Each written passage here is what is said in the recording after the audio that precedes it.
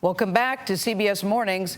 The Drug Enforcement Administration is fighting an alarming jump in deadly overdoses. More than 107,000 Americans, think about that number for just a second, died from overdoses last year, and 2/3 of them were related to fentanyl. That's an especially dangerous drug. Now, last month, we showed you a government warning about so-called rainbow fentanyl, which looks, as you see, very much like candy and is being marketed to young people. Jeff Pegues traveled to Colorado, where the drug is taking a terrible, terrible toll. Fentanyl killed him. Fentanyl killed him.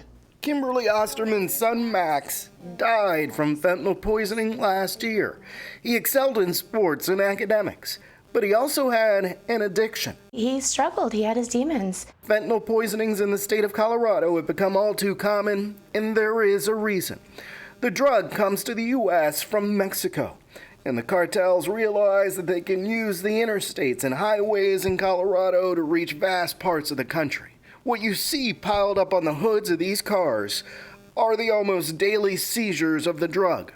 Investigators compare it to a faucet you just can't shut off. There's no shortage of work for our troopers. Colonel Matthew Packard is the chief of the Colorado State Patrol. The people that are selling fentanyl, they are profit-driven, and that's it, profit above all else. And they do not care how many body bags are a result of. Fentanyl is a synthetic opioid, 50 times more potent than heroin. In 2021, Colorado saw a nearly 70% increase in fatal fentanyl overdoses. It does not look good. What is going on in Colorado? Well, the numbers are bad all over the nation.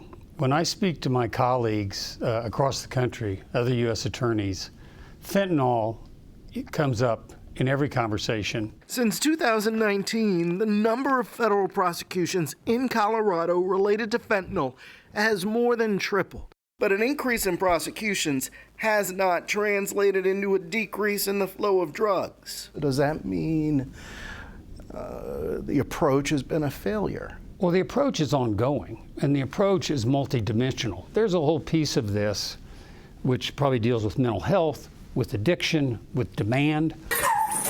In this case, the officers responding to a fentanyl overdose knew exactly what to do by administering Narcan.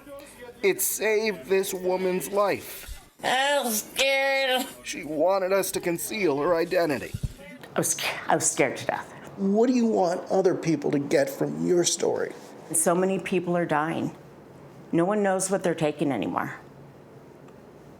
And even if they do, they're still willing to risk it, and it's not going to end well.